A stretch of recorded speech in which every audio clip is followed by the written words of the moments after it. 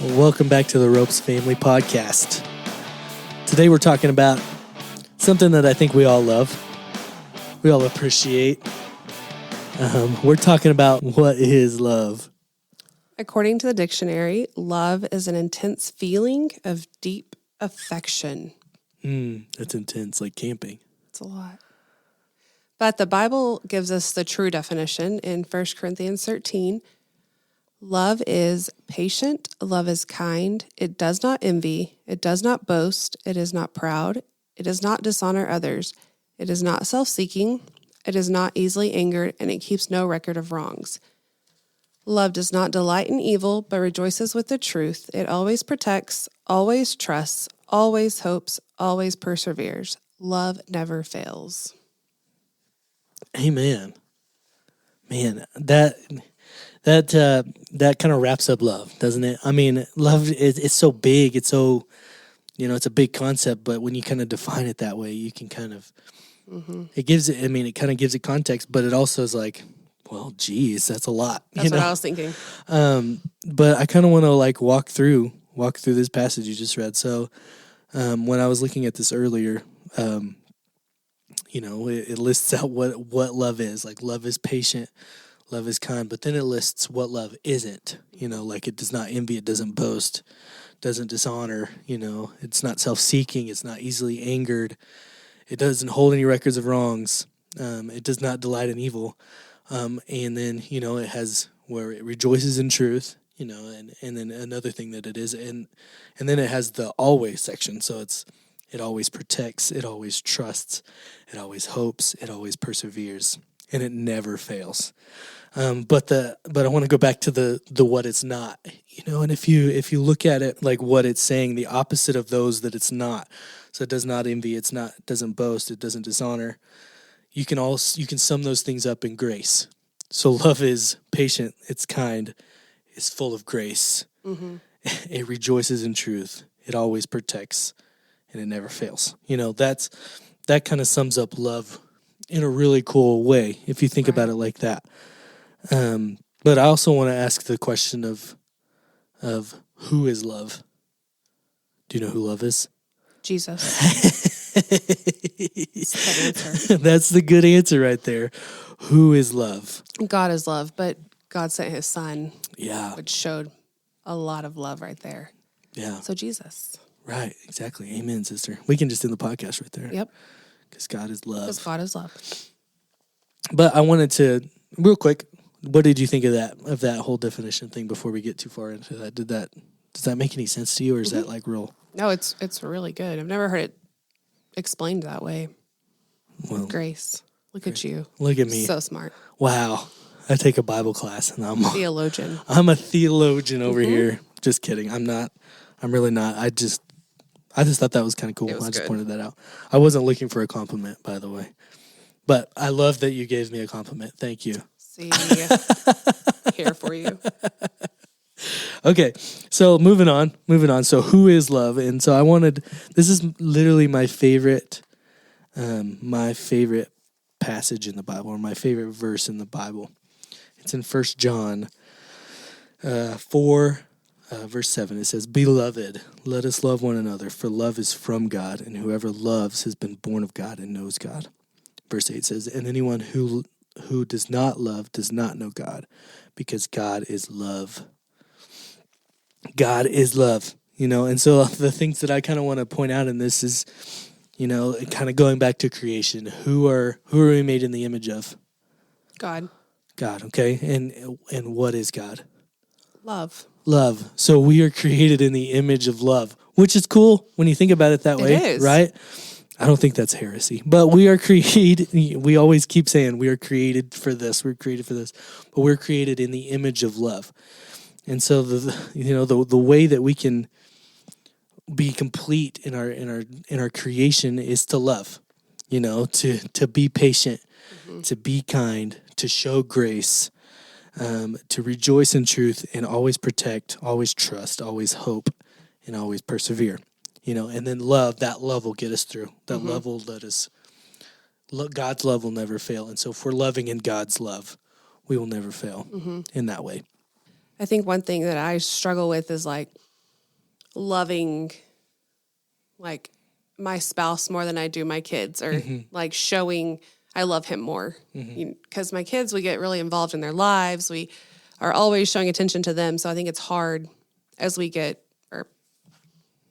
been married longer to make sure we make time to show love to each other, Yeah.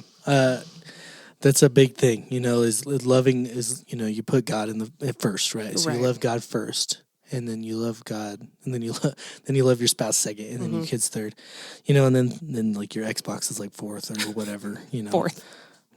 I don't even have an Xbox. I don't know why I said that, but like there's tiers, but you also love those things differently. Right. Like you love God with all your heart, your soul, your mind, your strength, and then you love your spouse differently than you love God, or you're supposed to. Yeah. And then you love your kids differently than you because there's levels of love. Like you said, like there's agape at the top, and then oh man, you're gonna all make me those get others. the Greek, the phileo, the phileo love, the eros love. I think I'm saying these Greek words right. I could be wrong. Donovan, if you're listening, I'm sorry. I haven't taken your Greek class yet, but I think I'm right. So you love it, and you love your kids differently too. You love your kids as a parent loves it as a kid. You're not going to love Ben as his mom. That would be weird. I think it's just making time for because our kids we're so busy. Yeah. So it's easier just to be involved in their lives and be like, yeah, I love you. Okay. Yeah, I love Keep you. going. Yeah, and we kind of take our spouse's love for granted sometimes. They're there. Yeah, Allison and I, we went to a Bible study called Reengage for this last semester. It's a marriage enrichment thing, enrichment class, and it did really good. It talked about that, like making your spouse a priority, making how we love our spouse a priority.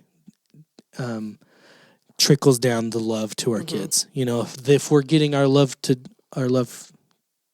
shown towards Jesus correctly, then we're gonna if we're loving God right, then we can love our spouse right, then we can love our kids right. Yeah. It's all trickling down, just like we talked about in the last podcast. Let the word of Christ dwell within you richly. If you're letting the love of Christ dwell within you richly, then the love is gonna dwell between you and your spouse correctly, and then to your kids correctly.